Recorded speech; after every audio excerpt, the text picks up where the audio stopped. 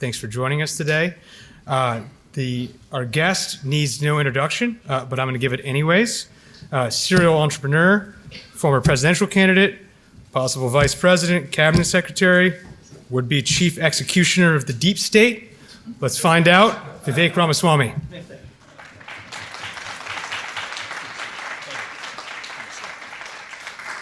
It's great to be here. I'm looking forward to actually a sit-down discussion we'll have to dive deeper, but I'll foreground the discussion with where I see the future of the America First movement and what the implications are for our foreign policy, which I know is the subject of the day. We use this word a lot, America First. What does it mean, actually? I think it comes down to two core principles. The first is a simple principle we fought an American Revolution to protect in 1776, and that is the idea that the people who we elect to run the government ought to be the ones who actually run the government, not the shadow government of people who are never elected to exercise public policy making.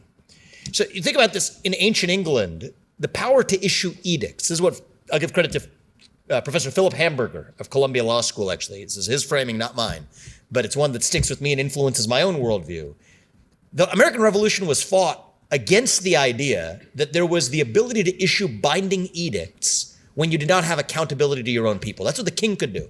King George II could issue a binding edict, a legally binding edict that told you what you can or cannot do, but without having any accountability to you, the person who was actually bound by it.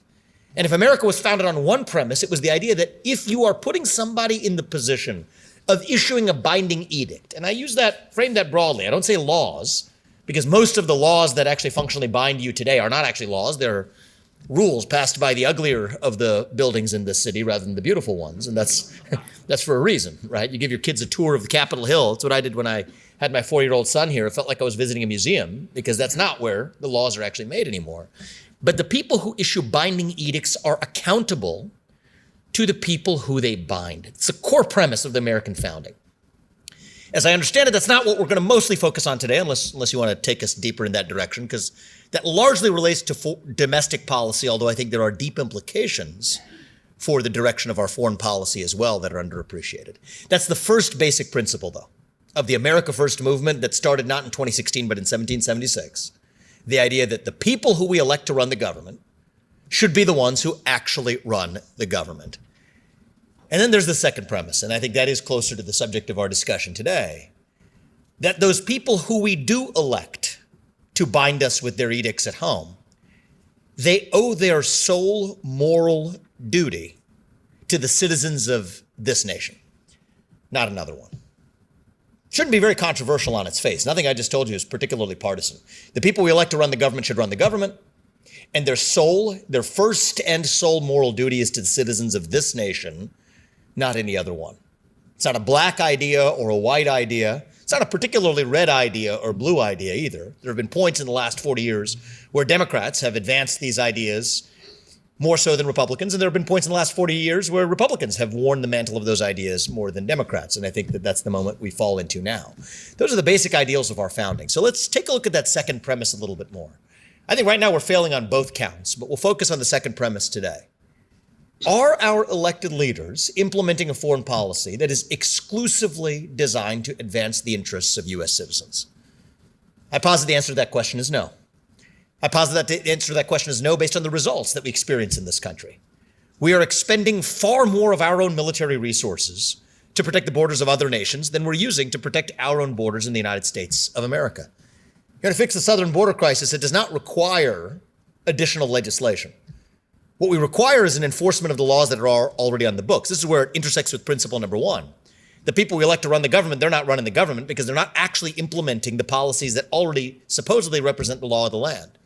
I think we are perfectly justified to use our own military resources, talking about air, land, sea, Coast Guard included, to protect our own borders, to deputize the National Guard and deputize, using 287G and other measures, even local law enforcement, to provide added resources to protect our own borders in this country, which we're failing to do.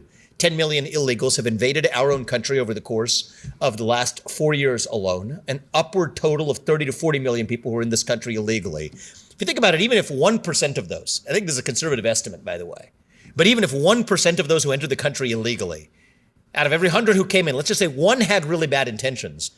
That would be upwards of 300 to 400,000 people in the United States right now who have ill intentions towards the United States, potentially violent intentions towards the United States. And I think the number is actually likely to be much higher than that. And yet, our own foreign policy expenditures, our own defense expenditures, are directed towards protecting other people's borders more than they are to protect our own borders in the United States. I think that is a failure of the basic principle that our own elected leaders are not owing their or exercising a moral duty to the citizens of our country, but they're exercising their duties to the citizens of other countries, directly, advertently, or not. And so I will make things a little bit spicy by getting from the theory into the specifics to foreground maybe a discussion we could have by talking about three different conflicts in which I think that is true today, actually. At least evidence of a violation of that second principle. The first is, of course, in Ukraine. Right now, we are forking over the next $100 billion, roughly, to Ukraine without an iota of explanation of what the next $100 billion is going to achieve that the first $100 billion didn't. I think it's a mistake. I think any premise for a debate, if you're even going to have a debate on the idea of sending more money to Ukraine, at least a basic predicate for that debate has to be, what are we going to achieve with the next $100 billion that you did not achieve with the first? I come from a business background. I've been a founder of multiple venture-backed businesses.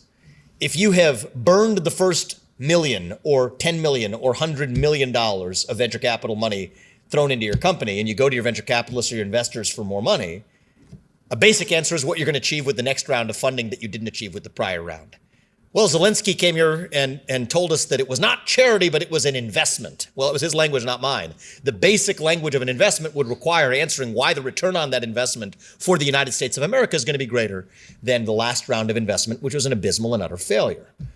But it's not just the financial commitment. If it was just the financial commitment, if you look at this in the scheme of the U.S. defense budget, it's bigger than it should be. I think it should be zero at this point for further investment into Ukraine. But it's not actually just the financial impact on the United States that actually betrays our own interests. I think in some ways, people on my side of this issue, if I may say for some of us in this room, on our side of this issue, the mistake we make is reducing this to the financials. Sure, would that money be better spent at our southern border than defending the border of Ukraine? Of course it would. But that belies the greater risk of that expenditure, which is not the increase of risk to our national debt, though there's an increment of increase there, but the increase in risk of drawing the United States into major conflict at a moment that does not advance our best national interests. Right now, the number one most dangerous effect of our arming Ukraine has not been the added $200 billion of our budget that's been sent over there. It's a false framing in some ways. It's a straw man that our side of this debate often falls into, because they could easily, on the other side, make the ROI-based argument for this being a rounding error in a budget. I think the actual cost of our decision to arm Ukraine is increasing the risk of World War III by driving Russia further into China's hands at a moment where the Russia-China alliance is the single greatest threat that the United States faces today. I don't think that's controversial for anybody on any side of this issue.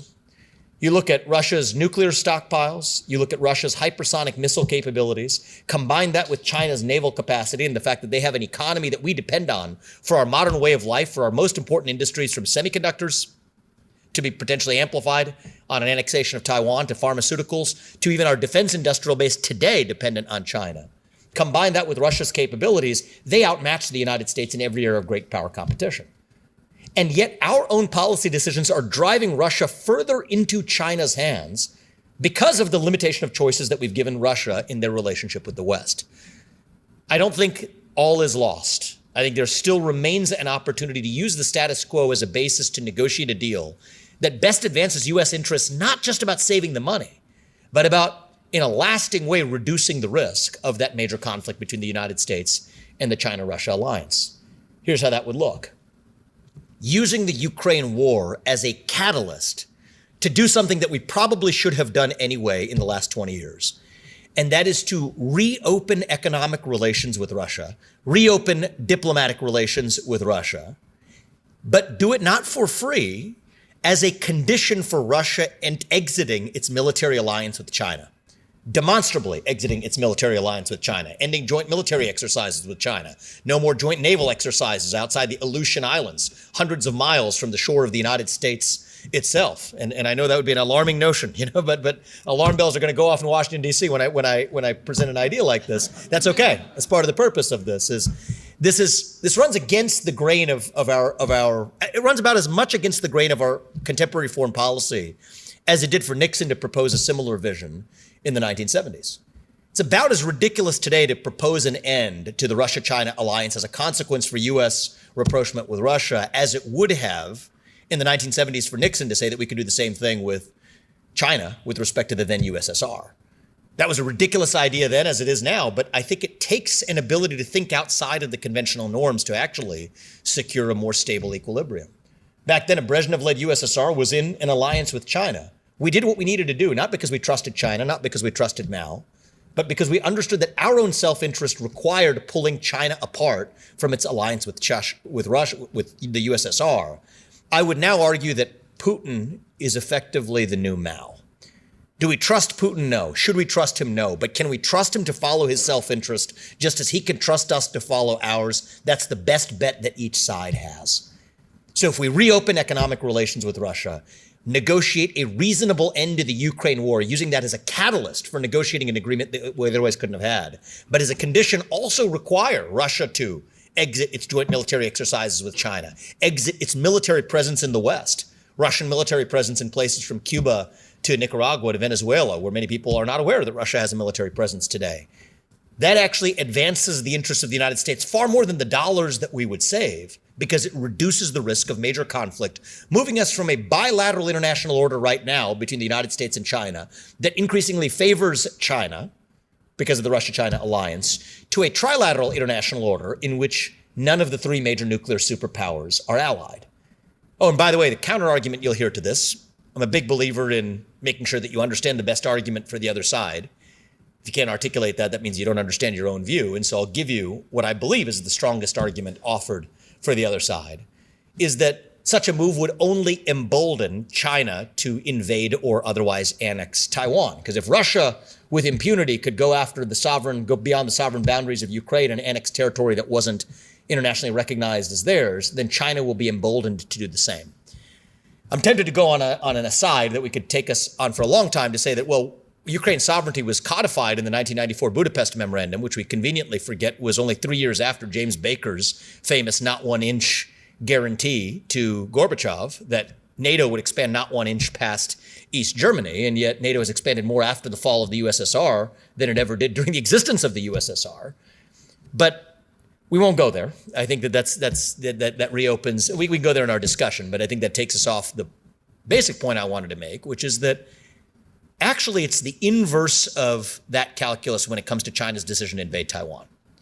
Right now, China's calculus, I believe, is that the U.S. will not want to go to war with two different allied nuclear superpowers at the same time, Russia and China, so long as Russia and China are in a guaranteed military alliance with each other. But if Russia is no longer in China's camp, then China would absolutely have to think twice, at least think twice, before making any military move of any kind on Taiwan. Their leverage would actually be far lower than it is today. Leaders like Xi Jinping, autocrats like Xi Jinping, do not reason based on analogy. They don't analogize, they analyze what is their relative power.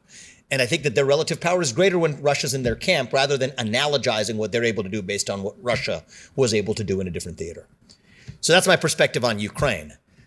Before we get to the other topic, is probably the second topic that we'll bring up, which is what's going on in the Middle East. I'll actually take a tour around the Soviet perimeter to what's happening in Azerbaijan.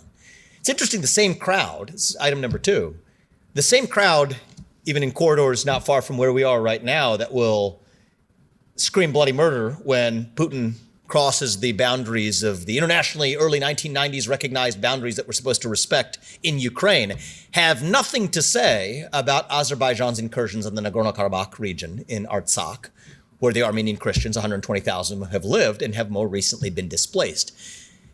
Now, people, when I brought this issue up over the course of the campaign trail in the last year, one of the pieces of feedback I get is, well, aren't you talking out of both sides of your mouth here? Because in one case, you're saying that the U.S. should not intervene to protect Ukraine, and yet you're calling out the injustice of Azerbaijan's incursion on the Armenian Christian population in Nagorno-Karabakh.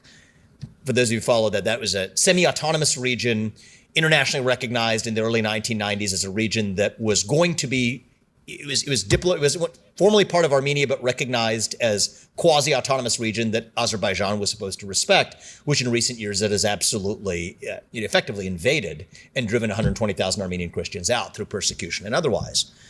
But the irony is actually non-intervention is the answer in both cases, because the dirty little secret is that, maybe not to many of you because you're in Washington, D.C., where the Azerbaijan lobby is as strong as it is, Azerbaijan is funded by the United States of America. So that itself is a product of U.S. intervention that led us to the very catastrophe that leads us to a hypocritical position, not recognizing the internationally recognized boundaries of sovereignty in one case, while we're using U.S. military resources to come to the rescue of the Ukrainian invasion in the other case. Actually, it's the current status quo and establishment that's bipartisan, frankly, in this country, that's talking out of both sides of its mouth, funding Azerbaijan for the last several years, not saying a peep about its incursion into the Nagorno-Karabakh region, while pretending like it has to be the top U.S. foreign policy priority to come to Ukraine's rescue to the tune of hundreds of billions of dollars, while increasing the risk of World War III by driving Russia further into China's hands.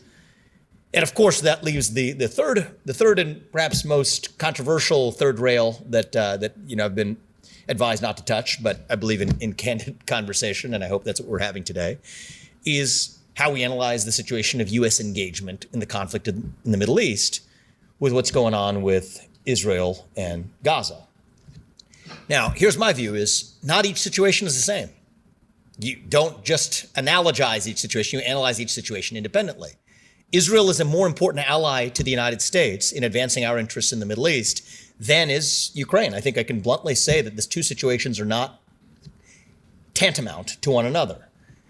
Nonetheless, I think we have fallen into a trap that actually leaves both the United States and Israel worse off as a consequence of the United States financially intervening in this particular war.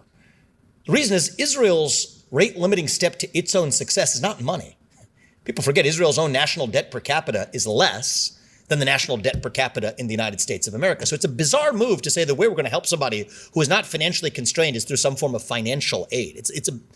It's a bizarre step. It's a bizarre step, especially because the thing that Israel is short on is diplomatic latitude to be able to defend itself. Diplomatic latitude from the UN, the EU, and increasingly even the United States of America. And so it's my view that both the United States and Israel, and I say this because it's a paradigm not just for our relationship with Israel, but our relationship with all of our allies.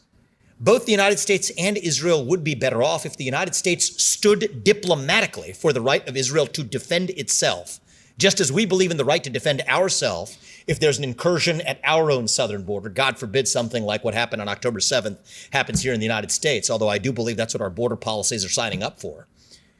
That Israel has a right to defend itself, but we constrain our ability to provide that diplomatic Iron Dome when we assume responsibility for those consequences through financially intervening in that war, pretending as though the sale of arms is never an option, when in fact you could actually open up that as an alternative option to engaging in foreign aid to a country that actually is not rate limited by its financial circumstances today.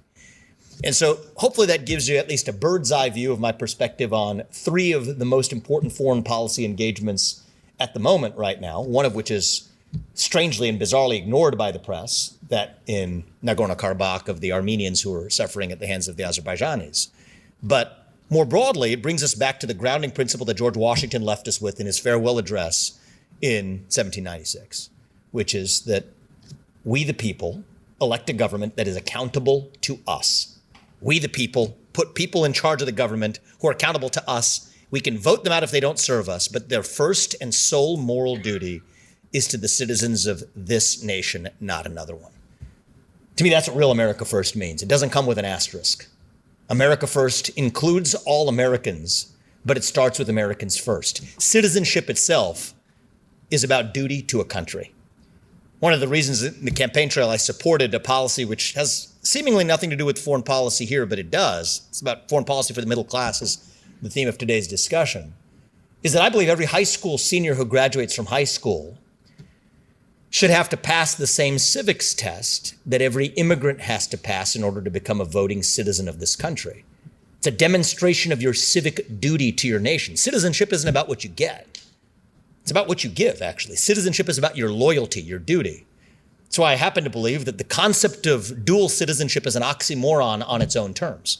You can't have loyalties to two different nations at the same time because it's possible those nations could have interests that conflict with one another at some point. And the question is, as a citizen, to which nation do you owe your exclusive, undivided loyalty? That's why legal immigrants to this country are required to not only pass a civics test to demonstrate they know something about this country, but are also required to swear an oath of loyalty to this country. That's what citizenship is about.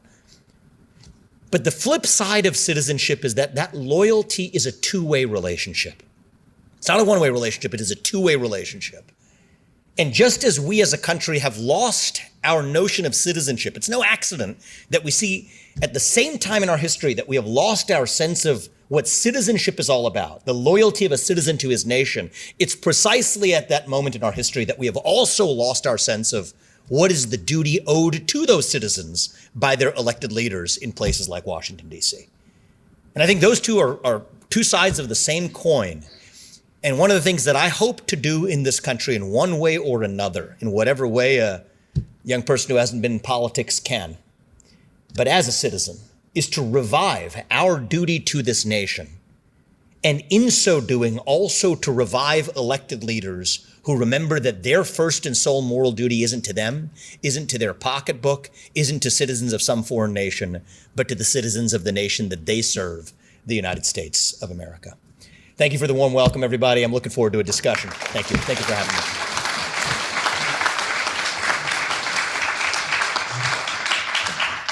All right, making sure this is on. Cool. All right, so at the risk of a very shameless plug, our magazine was founded in 2002 by conservatives and friends against the Iraq War.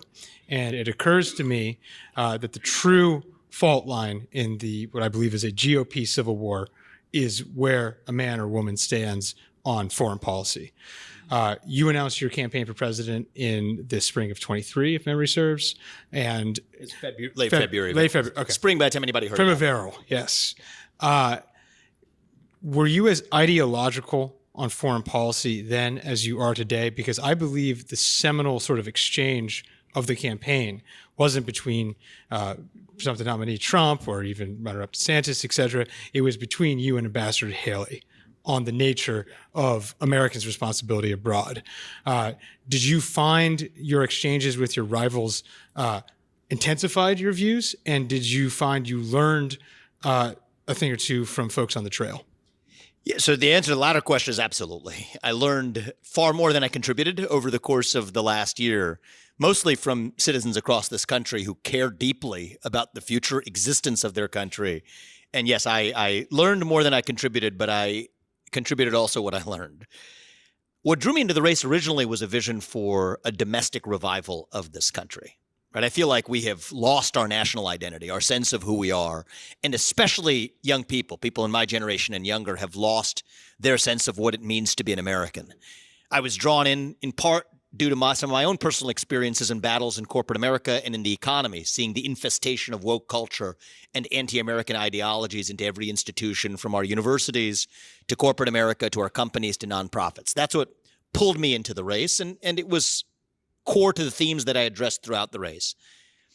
My vision of foreign policy wasn't on day one a core element of I had my views, but it wasn't where I defined my candidacy.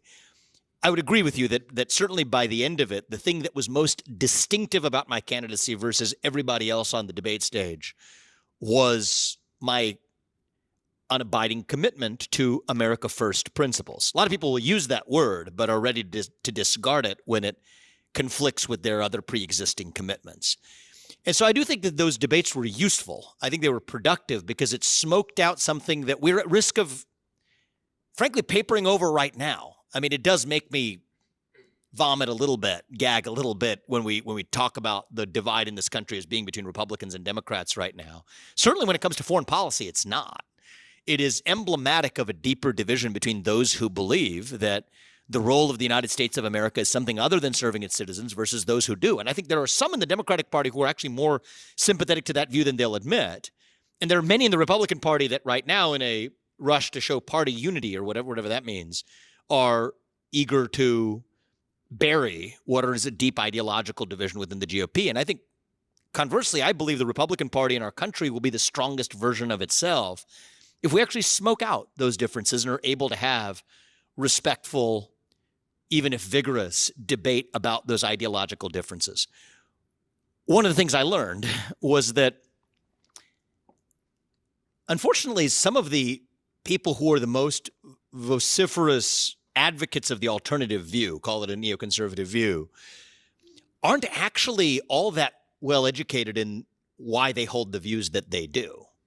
I think they hold the views that they do in part because they are what the American system has become, an assembly line for politicians becoming products that are funded by people who write checks.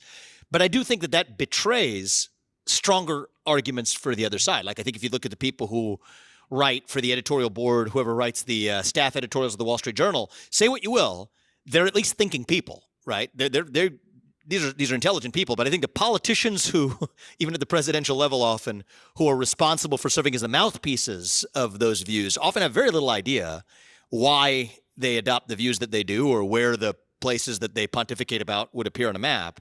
And so one of the things I endeavored to do during the presidential campaign was to smoke out that level of hypocrisy, that level of utter absence of knowledge.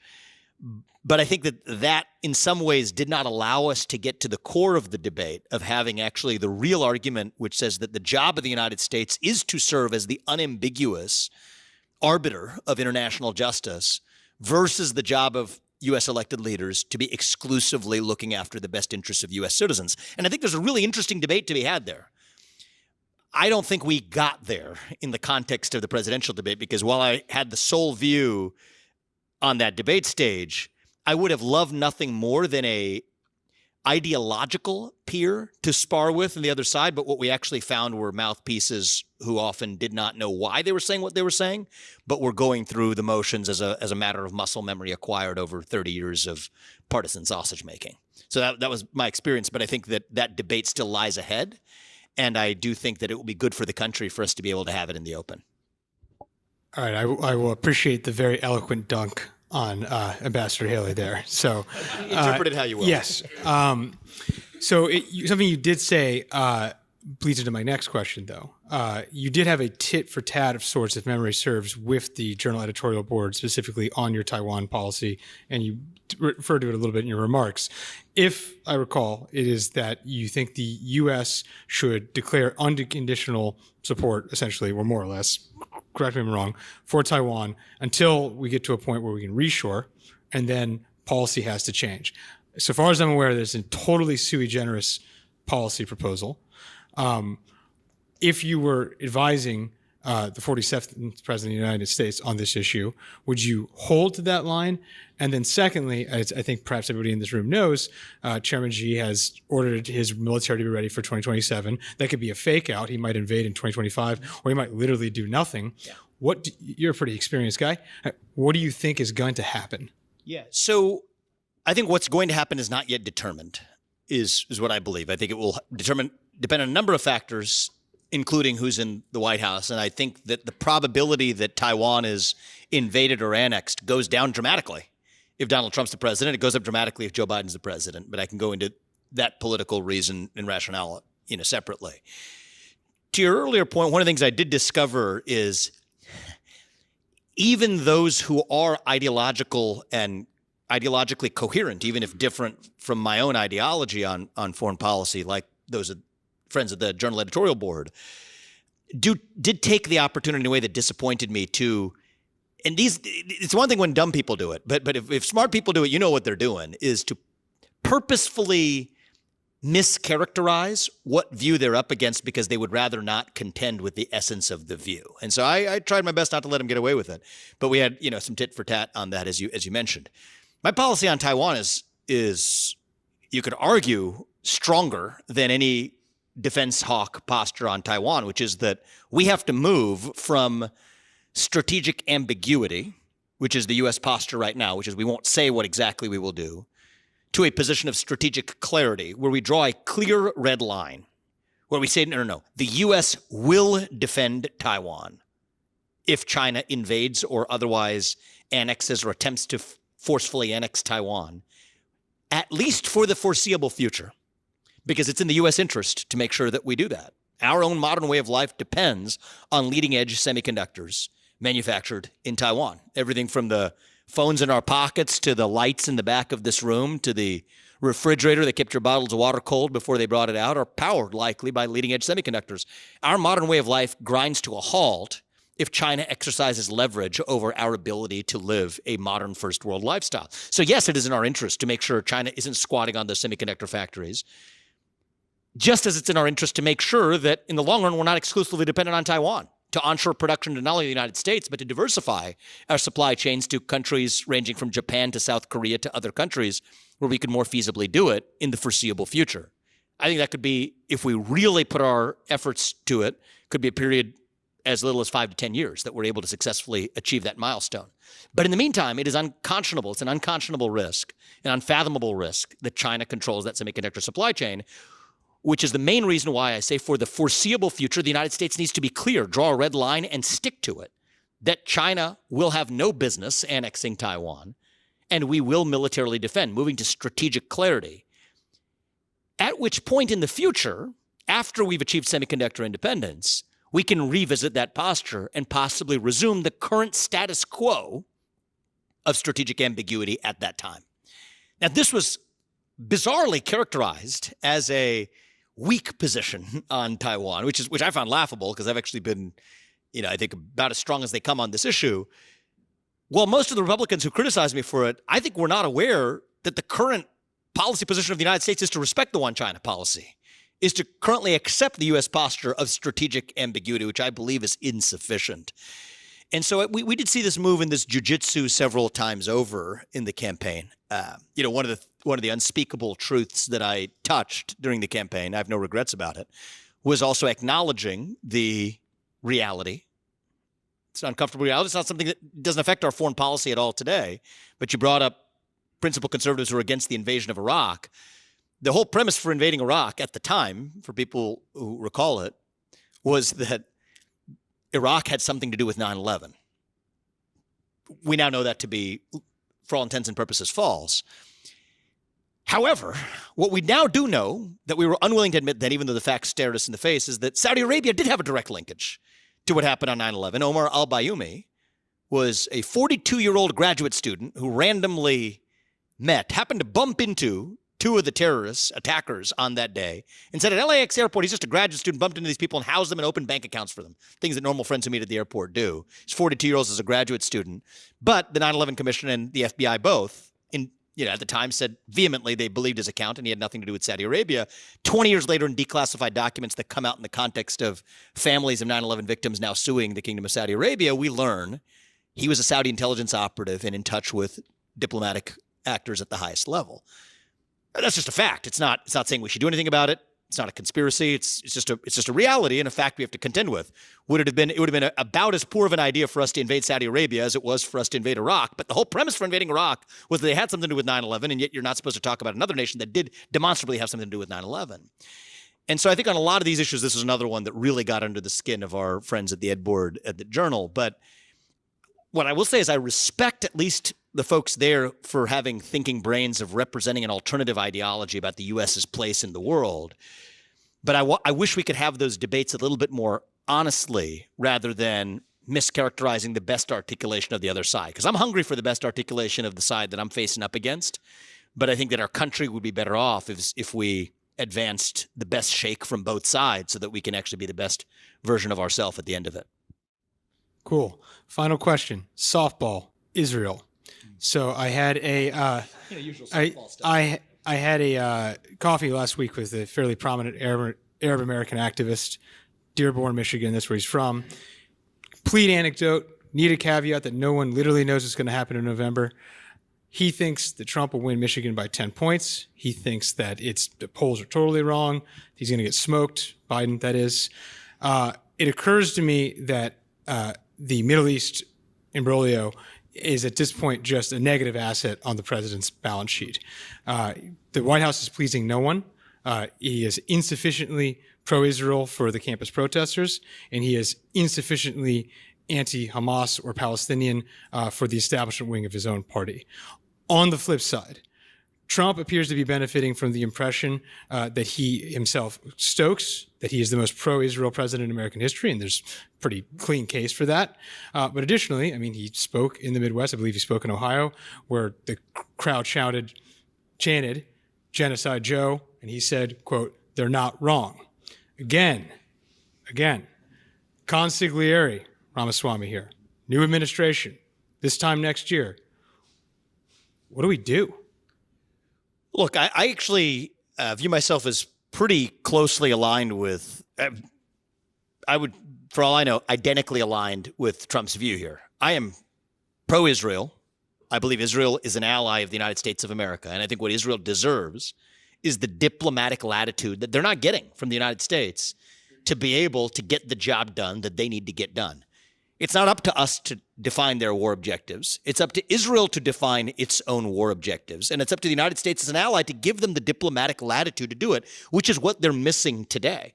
And I think for a lot of reasons, Trump did not follow the standard party line of what you're supposed to say on every item of Israel. But when push came to shove, in terms of the results he delivered, from the move of the embassy to standing with Israel when it counts, I think he was actually a stronger ally of Israel than anyone else who recites the pieties has been. And I think our relationship with Israel in some ways is embodied by, I think, a cultural relationship. Israelis are very candid people. Donald Trump's a candid person. I'm a candid person. I think that candor actually causes the U.S.-Israel relationship to thrive and be the strongest and best version of itself. But at the same time, if the U.S. is providing war-specific aid in one particular war, then the U.S. cannot be in the position of having nothing to say. It's incoherent to be able to say both of those things at the same time. And so that's why many of the strongest pro-Israel voices in Israel are against U.S. added financial aid in Israel. So if you were in Congress, would you have voted against the aid package that came out last month? Yes. Yes, because I think that for all the reasons I described, I think it's not in the interest of the United States, and I think it's not in the interests of Israel. I would have voted against the aid package for Ukraine. I would have voted, this is a whole separate discussion, but I would have voted against the TikTok ban, not because I think TikTok's an awful platform. There are major risks. But there are major risks for countless other platforms that are leverage of the CCP over them that we're purposefully ignoring. And people who have been asleep at the switch and paying attention to the Chinese risk of infiltration of the United States for decades somehow picked this as the lightning rod that they conveniently chose. Why? Because Meta lobbied for it. They're going to be the Instagram Reels or whatever is going to be the beneficiary. They're literally copying and pasting. People don't realize this. People say it's literally the same content. They're just copying and pasting on a different platform. Mark Zuckerberg gets the last laugh of the day. And by the way, if you want to know the best protectionism, diplomatic protectionism of the Chinese Communist Party by a social media company, I'll tell you what it is. It's the idea of social media companies at the direction of a government denying that the COVID pandemic originated in a lab in China. If you said on multiple different social media platforms that COVID started in a lab in China in the year 2020 or the year 2021, you were censored, your accounts were blocked, they were locked and shut down. And was that the product of a government in the backdrop secretly prodding these social media companies, as we worry in the TikTok case, talk about the CCP acting behind TikTok? Was it because of a government acting as an invisible hand guiding a social media company to behave that way? Yes, it was. But those social media companies were YouTube, Facebook, Twitter, and the government guiding them to do it was that of the United States of America, the same government that funded that research in China through bureaucratic actors who are now evading accountability for their own actions. And so is China the single greatest threat the United States faces? Absolutely it is. And is the Russia-China alliance, does that put the United States at an even greater risk? Absolutely it does.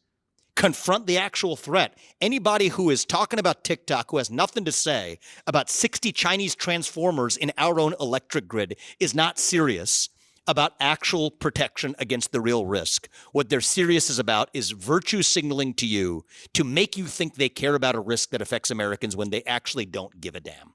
That's what I believe. So yes, would I have voted against every element of that package? You're darn right I would. You're here. Thank you. All right, thank you guys. Appreciate it. Okay, well, that wraps us up for the day. Thank you so much for coming. On behalf of the Quincy Institute and my bosses, Laura Lumpy and Trita Parsi, who have been in the front row all day, and on the American Conservative, your contingent here and your support. Please, we've had a lot of speakers, a lot of issues, a lot of information, and I believe if you go to Quincy Institute, or quincyinst.org. We have a ton of briefs and papers. And if you don't know much about us, this would be a good time to learn. And you also have American conservative magazines on each of your tables, so please take them home. Great writing, great writers.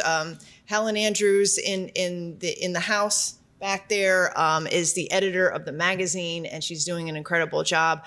Thank you so much for being with us today, and I hope you'll follow us, both of our platforms.